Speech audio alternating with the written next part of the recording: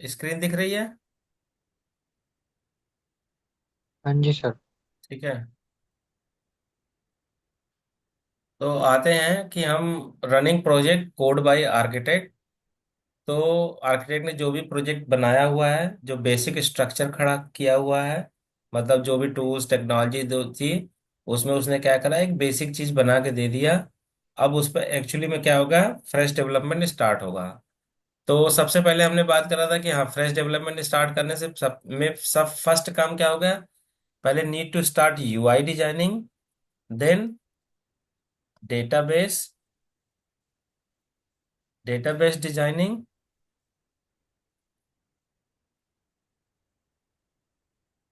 Database designing, and then third होगा हमारा backend designing. इसी को इन जनरल क्या होता है कि जो कॉन्सेप्ट होता है हमारा डिजाइनिंग का, उसको आप लोगों ने कभी सुना होगा, एमवीसी फ्रेमवर्क। एमवीसी, इसको हम क्या बोलते हैं, मॉडल व्यू कंट्रोलर। तो जो हमारा फ्रेमवर्क है, हमारा फ्रेमवर्क भी क्या है, एक एक एमवीसी फ्रेमवर्क है। और ये जो एमवीसी फ्रेमवर्क होता है, this is applicable for all the technology. Like if you are doing a full stack Java development using Java and Spring Boot, either you are using Node.js with Express framework, या आप Python with Django use कर रहे हैं, या PHP with जुमला use कर रहे हैं। So we have a different type of framework in जो हमारे पास, जो फुल स्टैक डेवलपमेंट होता है बेसिकली, वो क्या होता है कि टाइप, बहुत टाइप के होता है कि जो टेक्नोलॉजी है। अब मान लो हमारे आर्किटेक्ट ने कहा कि जो हमें फुल स्टैक का एप्लीकेशन बनाना है, वो बनाना है Java plus Spring Boot plus MySQL. ऐसे ही अगर मान लो किसी कंपनी के अंदर उन्हें कहा कि नहीं, हम ये नहीं करेंगे क्योंकि हमारे पास जावा के रिसोर्स नहीं है, हम नोड में बनाएंगे, तो वो बनाएंगे क्या, नोड जेएस।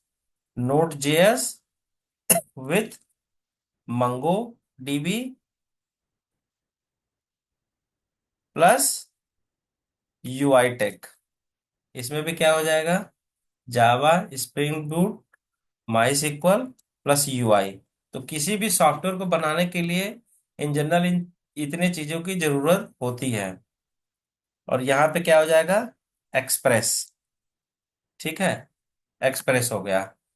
तो हमारा क्या होता है कि जब हम सिस्टम को डिजाइन करते हैं, तो we always keep the modularity. जैसे मैंने ऊपर बात किया था ना कि हम मॉड्यूलर सिस्टम को बनाते हैं।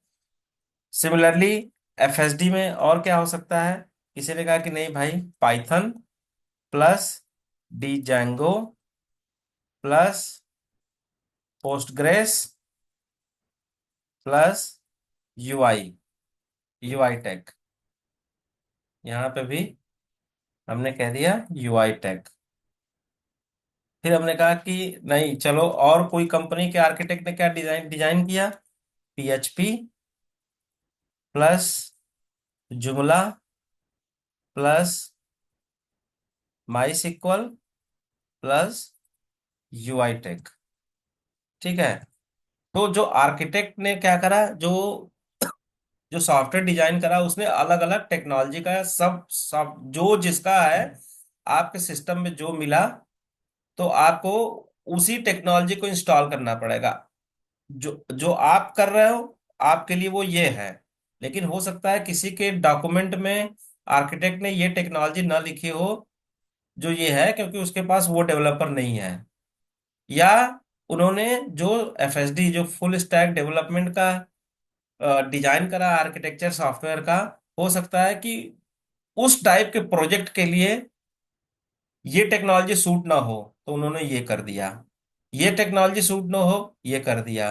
वो टेक्नोलॉजी सूट ना हो, ये कर दिया। तो इसका मतलब होता है कि जो आर्किटेक्ट होता है, वो टेक्नोलॉजी को भी वाइजली डिसाइड करता है। ऐसा नहीं कि कुछ भी है कि चलो मुझे सॉफ्टवेयर बनाना मैं सी प्लस प्लस यूज करूँ, नहीं। चलो मुझे ये सॉफ्टवेयर बनाना मैं जावा यूज कर लूँ, नहीं। मुझे सॉफ्टवेयर बनाना, मैं पाइथन यूज कर लूँ, नहीं। हर टेक्नोलॉजी का एक अपना मतलब होता है। ये टेक्नोलॉजी जो बनी है वो किसी स्पेसिफिक पर्पस के लिए बनी है। ऐसा नहीं कि हम कोई भी टेक्नोलॉजी कहीं भी घुसा देते हैं। हर टेक्नोलॉजी का क्या होता है, एक पर्पस होता है।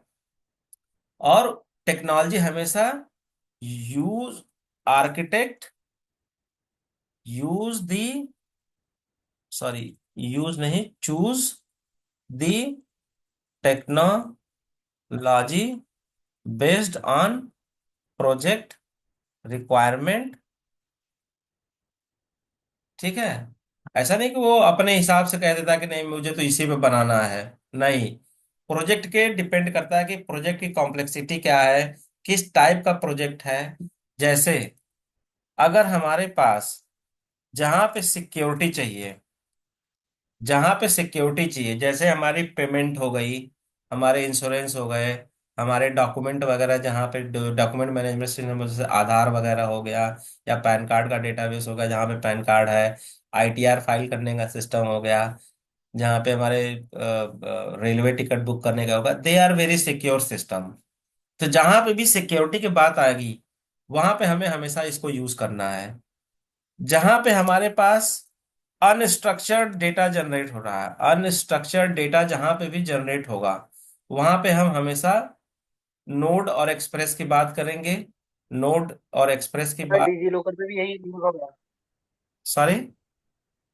जहाँ डीजी लॉकर जो होता है, जहाँ पर हमारे डॉक्यूमेंट सेव रहते हैं, हाँ। ओरिजिनल, वहाँ पे हाँ, भी इसी सिक्योरिटी का इस्तेमाल होता है। बिल्कुल, वो टेक्नोलॉजी रहती है। तो जहां पे भी हमारे पास अनस्ट्रक्चर्ड डेटा आ रहा है, वहां पे हम कहेंगे कि हम ये टेक्नोलॉजी यूज करेंगे।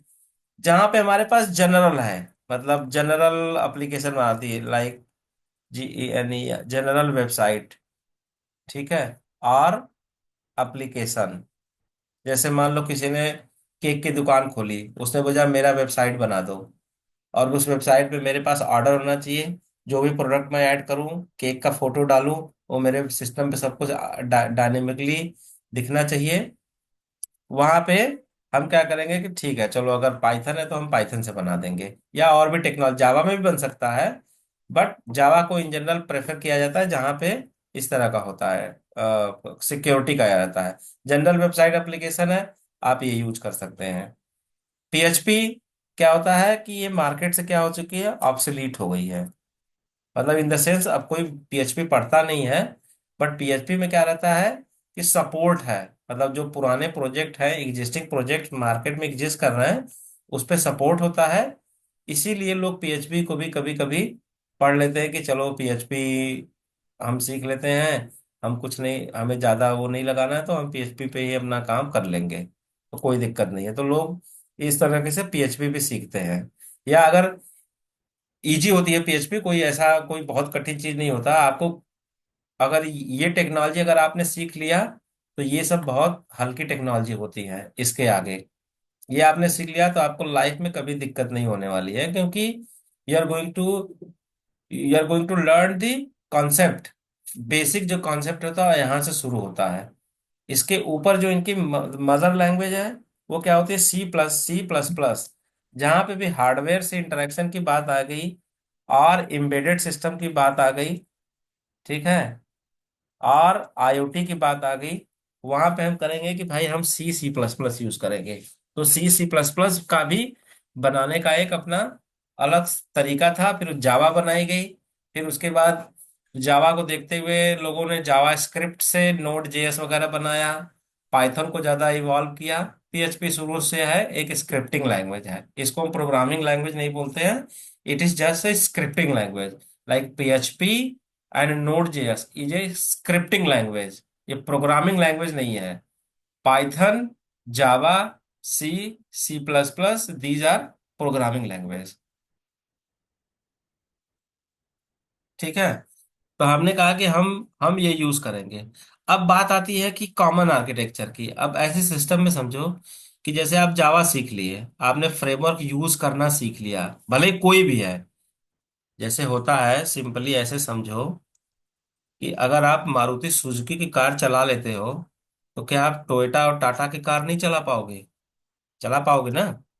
तो ये सेम कॉन्सेप्ट होता है कि अगर आपने एक भी फ्रेमवर्क सीख लिया या एक भी लैंग्वेज सीख लिया, तो आपको दूसरी लैंग्वेज सीखने की जरूरत, मतलब पड़ भी सकती है। अगर कंपनी के अंदर चेंज हो रहा है आपका प्रोजेक्ट, और उस प्रोजेक्ट में आर्किटेक्चर में ये टेक्नोलॉजी है, अभी आपने इस पे काम किया और उसमें यहाँ पे ये टेक्नोलॉजी है, तो ऐसा थोड़ी ना आप मना कर दो कि मुझे नहीं आता है। आपको करना होगा, आपको सीखना होगा। तो होता क्या है कि जैसे आपने मारुति सुजुकी की कार चलाई और आपको अब टाटा का चलाना है, तो हो सकता है कि उसमें थोड़ा सा कोई सिस्टम अलग हो, बट इन जनरल क्या होता है, सेम होता है।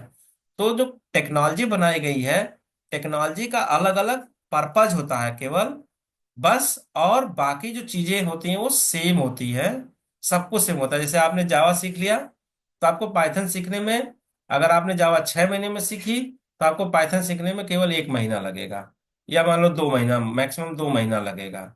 इट इज वेरी इजी, क्योंकि आपने एक चीज चला रखी है ऑलरेडी।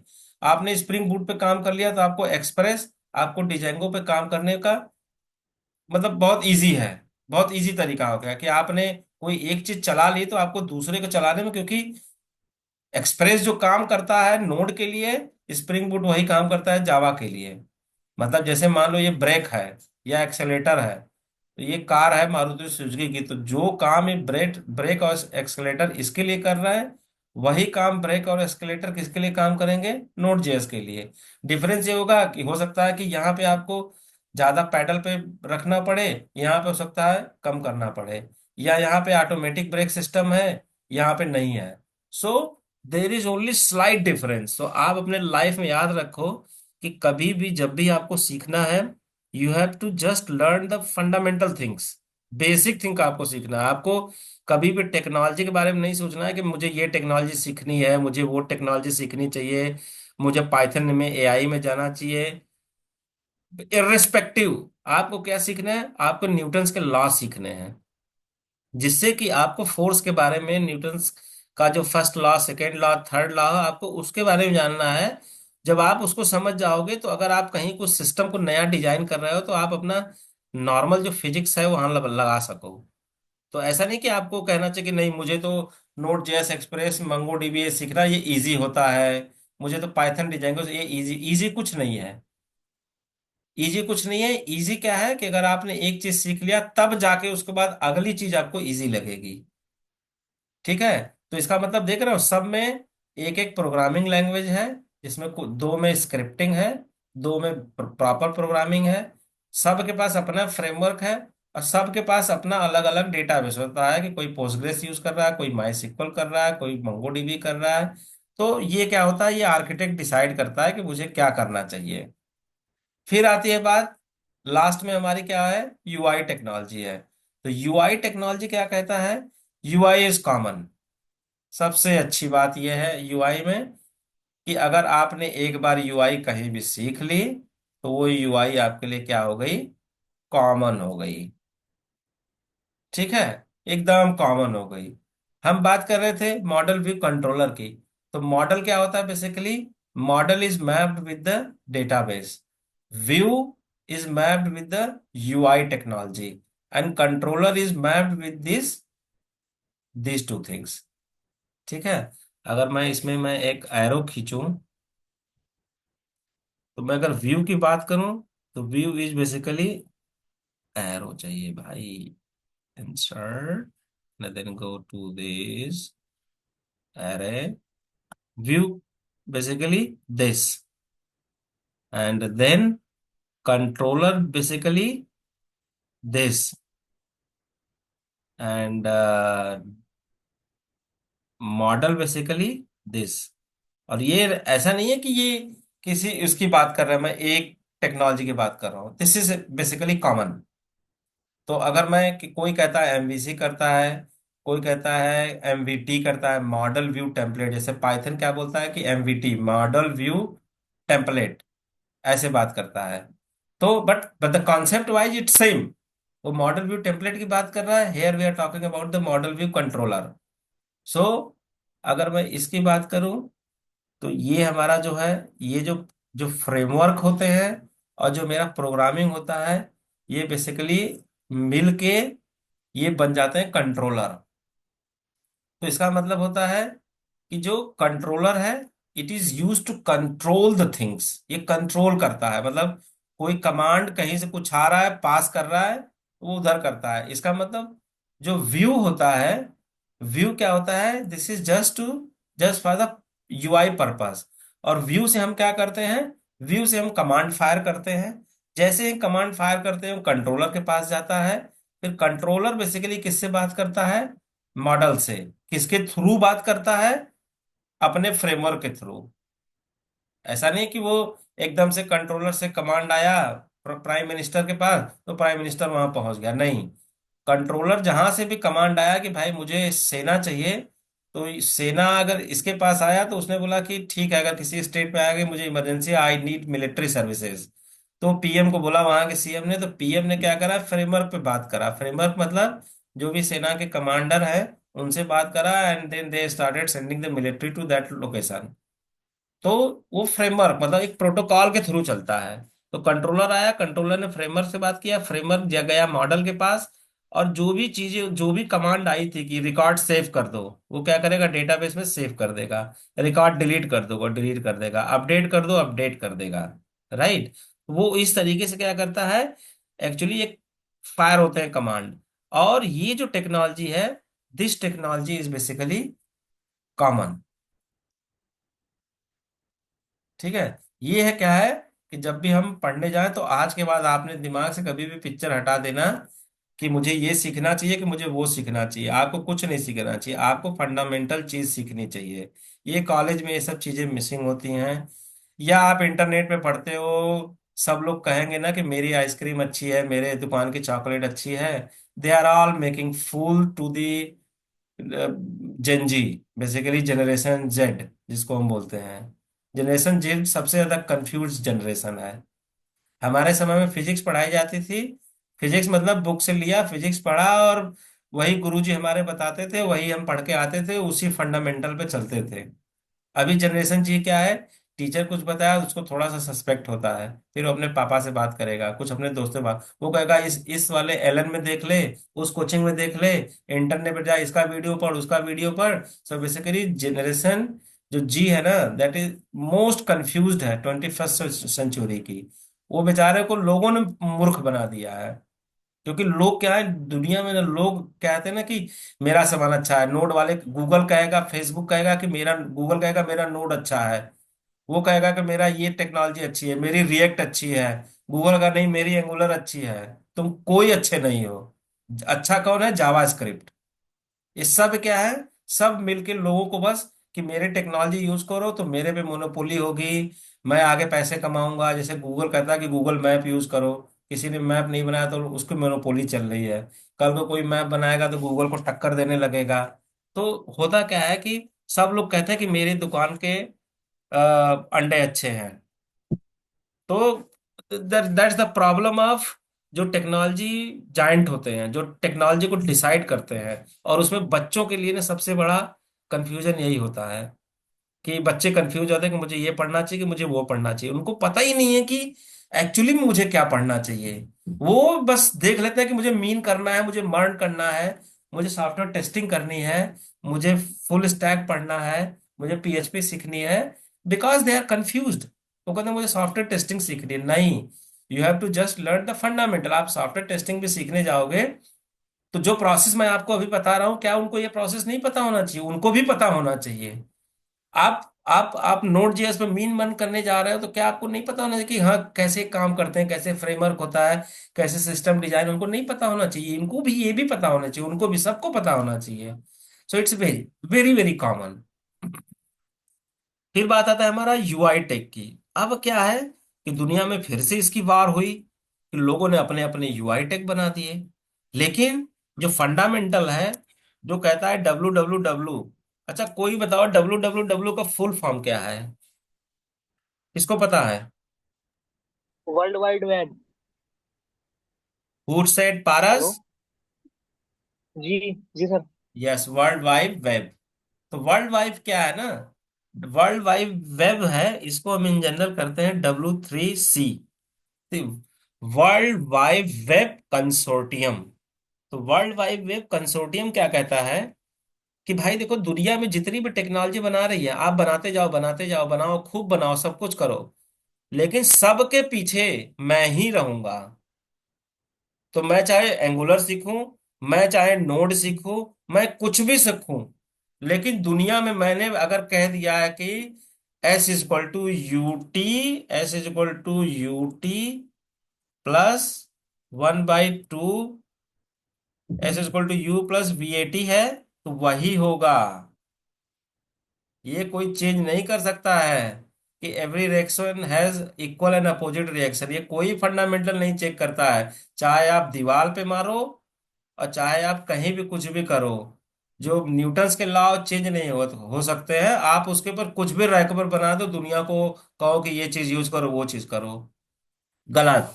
तो हमको क्या करना है कि वर्ल्ड वाइड वेब ने कहा कि अगर दुनिया में आपको वेब की दुनिया में आना है, ये बात बता रहा हूं मैं, 2099 की बात बता रहा हूं मैं, कि जब ये टेक्नोलॉजी डिसाइड हुई कि इस तरह की दुनिया में इंटरनेट आ रहा है, ये आ रहा है, लोग कंप्यूटर आ रहे हैं। हम लोग के समय में जो रिजल्ट निकलता था वो पेपर में निकलता था, अखबार में आता था, और वहां पे अपना रोल नंबर चेक करते थे। फिर धीरे धीरे आया कि नहीं, ये चीजें इंटरनेट पे आने लगी, ये ऐसा हुआ वैसा इंटरनेट आ रहा है, कंप्यूटर पे है। तो HTML को बनाया उन्होंने, और उन्होंने CSS बनाया, और उन्होंने बेसिकली क्या बनाया, जावा स्क्रिप्ट। तो उन्होंने एक क्लाइंट लाइब्रेरी बनाई, बेसिक। फिर और इससे कहा कि इससे दुनिया के जितने भी वेब के काम हैं वो हो जाएंगे, आपको कुछ नहीं करना है। और जो ये फ्रेमवर्क और इन सभी की हम बात कर रहे हैं, मतलब यहां से यहां तक, इसको थोड़ा सा मैं नीचे कर दूं, इसको, इसको, और इसको मैं थोड़ा नीचे ले आऊं, ठीक है। तो लोगों ने कहा कि दुनिया में हम जो भी बात कर रहे हैं, सब कुछ कर रहे हैं, बट है यही फंडामेंटल नॉलेज सीखना है, हमें न्यूटन्स के लॉ सीखने हैं। तो अब ये आया जमाना, जमाना चेंज हुआ, लोग इस पे काम करते गए। तो उस समय क्या था, ये FSD, ये जो है, फ्रेमवर्क्स नहीं होते थे।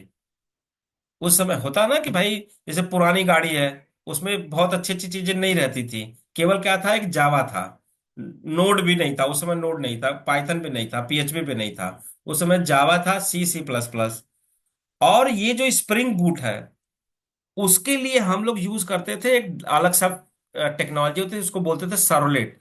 तो एक्चुअली में क्या हुआ, सर्वलेट को धीरे धीरे जो स्प्रिंग बूट है, एक्सप्रेस है, डिजेंगो, ये लोग खा गए, और इन्होंने इसके ऊपर बना दिया एक चमकता धमकता डब्बा। अब उस चमकते धमकते डब्बे के पीछे क्या है, एक्चुअली में सर्वलेट है, उसको एक खा गए, खत्म कर दिए, लोग सर्वलेट भूल गए। लेकिन आज की भी डेट में हर फ्रेमवर्क के पीछे सर्वलेट ही चलता है, मतलब कि जो वेब की टेक्नोलॉजी है, that is dependent on servlet. अगर सर्वलेट ना हो तो आप कुछ नहीं कर सकते हो, पूरा दुनिया बेकार है। तो मतलब सब कुछ इसके अंदर जो पैक है वो सर्वलेट है। अब लोग सर्वलेट का नाम भूल गए, जैसे आप लोग को नहीं पता होगा कि सर्वलेट कैसे काम करता है, बट एक्चुअली में इसके अंदर है क्या, सर्वलेट ही है। ऐसे ही UI टेक्नोलॉजी के लिए पहले ये बना, फिर धीरे धीरे ओवर द टाइम क्या हुआ कि चलो भाई, आपके पास लैपटॉप आ गया, आपके पास डेस्कटॉप आ गया, आपके पास मोबाइल आ गया। तो लोगों को लगा कि जो एप्लीकेशन मैंने बनाई थी फट गई, तो उन्होंने क्या बना दिया, एक बूट स्ट्रैप कॉन्सेप्ट बना दिया। किसके लिए बना दिया, कि जो आपकी एप्लीकेशन आप बना रहे हो वो रिस्पॉन्सिव होना चाहिए। रिस्पॉन्सिव मतलब क्या है, कि irrespective of any media device, चाहे वो कंप्यूटर हो, लैपटॉप हो, टैबलेट हो, कुछ भी हो, आपकी एप्लीकेशन चलनी चाहिए। तो उन्होंने क्या बना दिया, बूटस्ट्रैप बना दिया। तो जिससे कि आपकी जो एप्लीकेशन है, जो भी आप सिस्टम डिजाइन कर रहे हो, जो भी सॉफ्टवेयर बना रहे हो, वो रिस्पॉन्सिव हुई, हर जगह चलने लगी, क्योंकि लोगों के हाथ में मोबाइल आ गया। अब चल रहा है, मोबाइल चलाना है, अब इंटरनेट खोले तो पता चला वो एकदम से डिस्टॉर्ट हो गया, फट गई पूरी स्क्रीन, बटन उधर दिख रहा है, लेबल उधर दिख रहा है, कुछ भी दिख रहा है, कुछ इमेज गायब हो गई। तो लोगों ने बूटस्ट्रैप का कॉन्सेप्ट बना दिया। तो उससे क्या होगी, आपकी एप्लीकेशन क्या होगी, रिस्पॉन्सिव, कि जैसे आप डेस्कटॉप पे खोलोगे बढ़िया दिखेगा, मोबाइल पे खोलोगे दिख जाएगा। अब जैसे कि मैं सिंपली करूं, तो ये मेरा क्या है, कि मेरी एप्लीकेशन लैपटॉप पे चल रही है। अब अगर मुझे इसको चेक करना है कि जब मैं एप्लीकेशन डेवलप करूं तो मेरी एप्लीकेशन रिस्पॉन्सिव है कि नहीं है, तो मैं इसको बस राइट क्लिक किया, इंस्पेक्ट किया, मैं यहाँ पे गया, और जैसे ही मैंने कह दिया, देखो ये डायमेंशन दे रहा, iPhone Pro 12 Pro, तो इसका मतलब है कि जब भी कोई बंदा जो स्क्रीन जो आपने यूआई डिजाइन करी है, अगर वो उसको आईफोन प्रो में दिखेगा तो उसको देखो अच्छा दिख रहा है, यहाँ से क्लिक करेगा देखो ऐसे मेन्यू दिख रहा है, ऐसे क्लिक कर रहा है देखो अच्छा ऐसे ये दिख रहा है, यहाँ पे क्लिक किया देखो ऐसे ये दिख रहा है, मतलब कोई चीज फटी नहीं। बस क्या होगी, जैसे ही मैंने इसको हटाया ये बड़ी बड़ी दिख रही है, जैसे मैंने इसको छोटा कर दिया देखो 50% पे एकदम छोटा हो गया तब भी नहीं फटा। फिर मैंने कहा कि चलो भाई ये तो मेरा आईफोन था, अब मैं कहता हूँ चलो सैमसंग भी फोन होते हैं, सैमसंग पे देख ले, तो देखो सैमसंग पे भी मैंने किया तो एकदम मस्त दिख रहा है, सैमसंग पे भी नहीं फटा। तो इस तरीके से क्या होता है, हम अपने एप्लीकेशन को टेस्ट करते हैं कि मेरी एप्लीकेशन लैपटॉप डेस्कटॉप सब पे चले। अब यहाँ पे अगर मैं कोई टैब ले लूँ, जैसे आईपैड ले लिया मैंने, आईपैड मिनी, तो देखो आईपैड मिनी में ऐसे दिख रहा है कि मैं इसको अगर 12% करूं, सॉरी 100% करूं, तो अगर आप टैब खोलोगे तो आपको देखो टैब में, अभी मैंने मोबाइल पे खोला तो ये आइकन नहीं दिख रहे थे, केवल ये दिख रहा था, लेकिन टैब में मुझे डायरेक्ट दिख रहा, तो मैं यहां से ऐसे क्लिक करके देख सकता हूँ टैब में। तो ये एप्लीकेशन क्या हो गई, रिस्पॉन्सिव। और ये किसके किस टेक्नोलॉजी के थ्रू हुई, बूट स्ट्रैप। बूट स्ट्रैप ने इसको रिस्पॉन्सिव बना दिया। तो इससे क्या हुआ कि अब हम कभी भी एप्लीकेशन को कहीं भी खोलेंगे तो हमें प्रॉब्लम नहीं होगी। सो अगर हमें रिस्पॉन्सिव टेस्टिंग करना है, आप कुछ भी कर रहे हो, तो you have to just go to here and you can choose the various technology, like various nest hub है, या आप सैमसंग है, आईपैड है, सरफेस है, गैलेक्सी है, ऐसे यहाँ पे एडिट करके you can add more device, blackberry है, जो भी डिवाइस तुम्हें लेना, जो जो मैंने लिया वो है, बाकी जितने भी डिवाइस लेना आप यहाँ से ले सकते हो। ठीक है, तो ये बन गया। फिर क्या हुआ धीरे धीरे कि जावा स्क्रिप्ट को लोगों ने चेंज करना शुरू किया, एचटीएमएल के भी वर्जन बढ़ते गए, HTML 1 आया, 2 आया, 3 4, इस समय हमारे पास चल रहा है HTML 5 लेटेस्ट जो है, यहाँ पे मैं लिख देता हूँ HTML 5। CSS 3 हमारा आ गया, CSS 3। और बूट स्ट्रैप 1 2 3 4 5 चला, इसमें 5 चल रहा है, बट स्टेबल वर्जन इसका बूट स्ट्रैप 4 है। जावा स्क्रिप्ट जो है, जावा स्क्रिप्ट को लोगों ने बहुत खिलवाड़ करा जावा स्क्रिप्ट के साथ, क्योंकि ये क्लाइंट है, क्लाइंट लाइब्रेरी, मतलब क्लाइंट टेक्नोलॉजी होती है। क्लाइंट टेक्नोलॉजी मतलब क्या होता है कि जैसे मैं अपने इस ब्राउजर पे काम कर रहा हूँ तो मैं एक क्लाइंट हूँ, मतलब जैसे हम दुनिया में जितने यूजर होते हैं वो क्लाइंट होते हैं। और एक होता है सर्वर, कि जो ये एप्लीकेशन ये चल रही है वो किस सर्वर पे चल रही है, कहाँ पे चल रही है वो, कहाँ पे होस्टेड है वो सर्वर, कहाँ है। तो वो चीज होती है सर्वर। जैसे कि अगर आप ये देखोगे तो हमने कहा कि ये कह रहा है कि starting this Tomcat started on port with HTTP context this starting, मतलब ये मेरा जो है live load server 1 is running on this, तो ये मेरा सर्वर यहाँ पे स्टार्ट हो गया है। तो इसका मतलब ये जो एप्लीकेशन है जो मैं ये चला रहा हूँ, ये मेरा क्लाइंट है, और जो मेरा सर्वर है, वेब सर्वर, वो मेरा क्या है, टॉमकैट है। तो मेरी एप्लीकेशन किस पे चल रही है, टॉमकैट वेब सर्वर पे चल रही है। ठीक है, तो ये सर्वर क्लाइंट टेक्नोलॉजी होती है। तो जो सर्वर टेक्नोलॉजी होती है वो बेसिकली क्या होती है, प्रोग्रामिंग, जैसे ये नोड हो गया, पाइथन है, PHP है, जावा है, ये सब क्या होगा, इनको हम बोलते हैं सर्वर टेक्नोलॉजी। और ये जो होते हैं हमारे, जो ये बाहर के होते हैं, वो होते हैं जो UI होती है, वो हमारी क्या होगी, क्लाइंट टेक्नोलॉजी, जो हमें यहाँ पे दिख रही है। हम कुछ भी क्लिक करें, जब तक हमने सर्वर की कोडिंग नहीं करी है वो सर्वर पे रिक्वेस्ट नहीं जाएगी, वो यहीं पे, जैसे मैंने यहाँ पे क्लिक करा तो सर्वर पे नहीं गया। लेकिन अगर मैंने मैंने यहाँ पे क्लिक करा, जैसे डैशबोर्ड पे गया और मैंने कहा कि भाई डैशबोर्ड चेंज कर दो, मैंने डैशबोर्ड 2 पे किया, तो ये देखो गया, वो कोडिंग वहां पे गई और देखो डैशबोर्ड चेंज हो गया। लेकिन मान लो किसी की कोडिंग मैंने नहीं करी है, जैसे मैंने कहा जनरल, तो ये देखो कह रहा फट गया, ये ऐसे आ गया, नहीं नॉट फाउंड, मतलब इसकी कोडिंग मैंने नहीं करी है।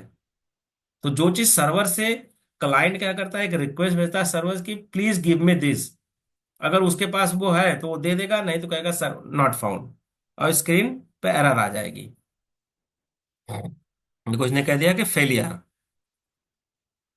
तो ये क्लाइंट है। अब जावा स्क्रिप्ट को लोगों ने बहुत मॉडिफाई करा, और इससे बहुत सारे रैपर लिख लिख के, और इसको सब ने करा, इसको फेसबुक ने करा, इसको गूगल ने करा, माइक्रोसॉफ्ट ने करा, दुनिया के अब बहुत ओपन सोर्स कंपनियां हैं जिन्होंने क्या करा, जावा स्क्रिप्ट के साथ बहुत खिलवाड़ करा। इससे क्या बनाई इन्होंने, जे क्वेरी लाइब्रेरी बनाई, ठीक है, रिएक्ट जेएस बनाया, इससे इन्होंने एंगुलर जेएस बना दिया, इससे उन्होंने नोड जेएस बना दिया, इससे उन्होंने नेक्स्ट जेएस बना दिया, इससे उन्होंने व्यू जेएस बना दिया, ठीक है, व्यू व्यू जेएस, बहुत सारी जेएस की टेक्नोलॉजी है। तो अब ये बताओ कि अगर आपको सीखना हो तो आप पहले जावा स्क्रिप्ट सीखोगे कि या इसमें से कोई एक चीज सीखोगे, क्या सीखोगे, कौन बताएगा। जावा स्क्रिप्ट। जावा स्क्रिप्ट क्यों, क्योंकि फंडामेंटल है। हो सकता है कि आज आप इस प्रोजेक्ट पे, आज आपके प्रोजेक्ट में जो यूआई टेक है, क्योंकि ये सारे क्या है, यूआई टेक है, आज आपके प्रोजेक्ट में रिएक्ट नेटिव है, रिएक्ट जेएस है, हो सकता है कल एंगुलर हो जाए, हो सकता है कल नोड हो जाए, हो सकता है कल व्यू हो जाए, किसी दूसरे प्रोजेक्ट में कुछ और हो जाए, कहीं जे क्वेरी हो जाए। तो आपको क्या सीखना है, बेसिकली जावा स्क्रिप्ट सीखना है, बेसिक। तो ये क्या हो जाता है, ये हो जाता है, मतलब आप ये तुरंत सीख जाओगे 2 मिनट में। और जो गूगल है, जैसे एंगुलर को किसने बनाया, गूगल को, रिएक्ट को किसने बनाया, फेसबुक। तो ये लोग इतने स्मार्ट होते हैं कि ये अपने सॉफ्टवेयर बनाने के लिए टेक्नोलॉजी बनाते हैं, फिर उसको पब्लिश कर देते हैं कि लो यूज करो। क्यों, क्योंकि दे वांट डिपेंडेंसी, कि हमारी टेक्नोलॉजी के लोग रहेंगे तो हमारी टेक्नोलॉजी की दुनिया का सॉफ्टवेयर बढ़ेगा। अगर लोग रिएक्ट पे ही बनाएंगे बनाएंगे बनाएंगे, कल को उनको सपोर्ट चाहिए तो हम उनसे पैसे कमाएंगे। आप समझ रहे हो ये टेक्नोलॉजी क्यों बनाई गई है। ये टेक्नोलॉजी लोग अपनी डिपेंडेंसी के लिए बनाते हैं। जैसे होता है ना, जियो ने क्या करा, बिल्कुल। जियो ने क्या करा था, बताओ कौन बताएगा, जियो की क्या हिस्ट्री है। जियो ने सबको शुरू में फ्री में इंटरनेट दिया, दिया कि नहीं सर, दिया। हाँ, फ्री में ज्यादा की डिपेंड हो जाए हमारे ऊपर, फिर जब पूरा डिपेंड हो जाएंगे उसके बाद हम इन्हें पैसों में देंगे, एग्जैक्टली रेट exactly, बढ़ा देंगे अपने। एग्जैक्टली तो आप मार्केटिंग को समझो, जिस जो जो दुनिया में जायंट पड़े हैं ना, जिनके पास पैसे हैं ना, they are actually playing with the human emotions. तो ऐसे ही क्या करा, एंगुलर ने अपनी टेक्नोलॉजी बना दी, कहीं भाई यूज करो। अब मान लो आप जैसे बच्चे केवल एंगुलर ही पढ़ते जाएं, तो वो तो एंगुलर के मास्टर हो गए, उन्होंने तो कभी फंडामेंटल जाना ही नहीं कि फिजिक्स के अंदर है क्या। बस उनको पता चल गया कि बस यही चीज है ये तो दुनिया में। अब वो इसके हो गए, अब वो जहां एंगुलर की आएगी बस वो बेचारे वहीं पे जा पाएंगे, कि यहाँ पे एंगुलर निकला है, मैं यहाँ पे चला जाऊँ, मैं इस पे काम कर लूंगा, मैं यहाँ पे जाऊंगा। अब डिपेंडेंसी बन गई। अब मान लो पूरी की दुनिया में जितने डेवलपर हैं, मान लो ये रिएक्ट ना आया होता, ये लोग बस एंगुलर सीखते, तो अब अगर किसी को एंगुलर में दिक्कत आती और कोई कंपनी एंगुलर यूज कर रही होती, तो एंगुलर को क्या कर देते, ये पेड कर देते, कहते कि भैया अगर आप एंगुलर पे अपना सॉफ्टवेयर बनाओगे तो आपको $50 मुझे देना पड़ेगा। तो ये क्या करते हैं, पहले इन्वेस्ट करते हैं, फिर फंसाते हैं लोगों को, फिर उसको पेड कर देते हैं। जैसे जावा भी क्या पेड हो गई है। अब जावा अगर 8 के बाद आप जावा अगर आप यूज करोगे तो आपको लाइसेंस लेना पड़ेगा। पहले जावा फ्री थी, अब जब उसकी डिपेंडेंसी बन गई तो उसको पेड कर दिया, अब मजबूरी में जो कंपनी यूज कर रही है उनको पैसा देना पड़ रहा है, क्योंकि उनकी डिपेंडेंसी हो गई। तो हमें क्या सीखना है, हमें सीखना है फंडामेंटल, हमें सीखना है HTML, मैं इसको कलर चेंज करता हूँ, HTML, हमको सीखना है CSS, हमको सीखना है बूट स्ट्रैप, फंडामेंटल जो है, बूट स्ट्रैप को आज तक कोई मॉडिफाई नहीं कर पाया। हमको सीखना है जावा स्क्रिप्ट, बेसिकली जे क्वेरी। जे क्वेरी क्या है, जावा स्क्रिप्ट और जे क्वेरी में बहुत अंतर नहीं होता है, ये एक्चुअली में ब्रदर सिस्टर है। मतलब ये लाइब्रेरी किसी ने बनाई नहीं है, जावा स्क्रिप्ट नहीं अपने आप को जब देखा कि यार दुनिया में लोग ये कर रहे हैं, ये कर रहे हैं, ऐसे कर रहे हैं, कर रहे हैं, तो उन्होंने कहा कि जावा स्क्रिप्ट तो कुछ ज्यादा ही कोर हो गई, मुझे एक ऐसी लाइब्रेरी बना देने दो जिससे लोगों को इजी हो यूज करना। तो जावा स्क्रिप्ट भी इजी है, लेकिन जे क्वेरी उससे भी इजी हो जाता है, but still still it is the flavour of JavaScript. But ये जो है रिएक्ट है, ये क्या है, इन्होंने क्या करा, ये इतने बदमाश हैं कि इन्होंने जावा स्क्रिप्ट अब प्लस HTML प्लस CSS, इन्होंने सबको उठा के मिक्स कर दिया। मतलब बच्चे को बस वो रटना पड़ जा कि यार रिएक्ट में ऐसे ऐसे होता है, और ये सब एक ही में मिक्स है पूरा। ये इन्होंने ऐसे, एंगुलर भी सेम है, एंगुलर भी सेम है, ये भी सेम है, ये भी सेम है, नोड थोड़ी सी अलग है, नोड थोड़ा अलग है, but it is also, it is also same, ऐसे ही है। तो इसका मतलब है कि हमें ये चीज नहीं सीखना है। हमें सीखना है कि जब हमें पता है कि ये जावा स्क्रिप्ट, एचटीएमएल और ये सब चीजें एक जैसी है, हमें सीखना है फंडामेंटल, ताकि आप कभी भी टेक्नोलॉजी में स्विच करो तो आपको दिक्कत ना हो। आप फंडामेंटल चीजों को सीखो, बाकी चीजें तो आपके चुटकी में होनी चाहिए। आपने जावा सीख लिया तो आपको पाइथन सीखने, वही मैंने बोला था, टाइम नहीं लगेगा। तो this is what the technology. ठीक है। तो अगर आपने ये चीजें सीखी, इतना, या ये, तो आप किसी भी टेक्नोलॉजी में आप जाओ, आपका ये चीज क्या हो गया, यूआई टेक जो होगा सब में कॉमन है। तो इसका मतलब यूआई डिजाइन करने का जो तरीका होता है, it is common in all the FSD program, whether it's Java with Spring Boot, whether it is, इसको हम बेसिकली मार्केट में नाम सुना होगा आप लोगों ने, मीन और मर्न, MEAN। मीन कुछ नहीं है, मंगो डीबी, मतलब मंगो एक्सप्रेस, एंगुलर एंड नोड, ये मंगो एक्सप्रेस रिएक्ट। अब इन्होंने क्या किया, यूआई, इन्होंने HTML CSS को ना बोल के इन्होंने कहा कि भैया आप सीधा वो यूज करो, आप एंगुलर यूज करो। तो एंगुलर मतलब क्या हो गया, HTML, CSS, बूटस्ट्रैप और जावास्क्रिप्ट का मिला के एंगुलर है। सिमिलरली रिएक्ट क्या है, वो भी वही चीज है, बस दोनों का तरीका अलग हो गया। ठीक है। समझ में आया जी क्या सर। मतलब, क्लियर हुआ ना? मतलब देखो दुनिया कैसे लोगों को फंसा देती है, क्या करती है, और लोग कहते हैं कि नहीं ये चीज, ये यूज ना करो, वो यूज ना करो। जी बट सर। जी हमें फंडामेंटल चीज सीखनी है, ताकि आप लाइफ में चीजें क्लियर हो रही है। सॉरी चीजें क्लियर हो रही हैं सर आपकी बातों से। सर, क्लियर होनी भी चाहिए। मतलब आप जी। अगर मेरी बातों को बस ध्यान से सुनोगे ना, और जो मैं कह रहा हूं ना, आप जिंदगी में कभी परेशानी नहीं होगे। क्योंकि दुनिया सर में आज तो से, नोट कर रहा हूँ मैं आपकी बातें। अरे आपकी बातें नोट कर रहा हूँ सर, नोटबुक में। बिल्कुल नोट करो। ठीक है, चलो आज की क्लास अभी बंद करते हैं, क्योंकि ये 1 मिनट में बंद हो जाएगा। और ये आपको मीटिंग ओके हमेशा सर। आपको इसी पे ज्वाइन करना है, आपको उस पे नहीं जाना है। इसका इसका अच्छा दिख रहा है ना, स्पेस वगैरह और स्क्रीन करने जी का सर। तरीका, वो थोड़ा क्लमसी है गूगल। जी। जी। जी सर। चलो ठीक है, फिर कल मिलते हैं। और सर एक काम किया करो ठीक है sir. Guys, Nitin, ji. Specially you हाँ और जी। सक्षम, हाँ जी सर। अगर अगर मुझे, अगर कहीं मैं फंसा हूं या कोई मेरी मीटिंग है, मुझे याद नहीं रहता है थोड़ा सा, कभी कभी मैं ना इधर उधर रहता हूँ, या कुछ कॉल चल रही है ना, मुझे आप दोनों में से जी। कोई जने एक फोन कर दिया करो। Okay sir. क्योंकि ओके आज सर। मुझे मुझे ST लैब से फोन आ रहा था, तब मेरे एकदम से अचानक से आया, और मैं एकदम से जल्दी जल्दी जी। आया। ओके ठीक है, सर तो वो ग्रुप में मैसेज डाले थे ना हमने, आपने रिप्लाई नहीं करा तो उन्होंने देख लिया होगा, इसलिए आपके पास कॉल की होगी। हाँ, तो एक्चुअली मैं रिप्लाई क्या आता है ना, कि कभी पॉकेट में मैसेज रहता है तो पता नहीं चलता ना, कॉल से ज्यादा क्लियर हो जाता है। जी जी। अगर मैं कभी ओके डिले सर। हूं तब, मतलब ज्यादा, जैसे 2-4 मिनट नहीं, पांच जी। मिनट बट अगर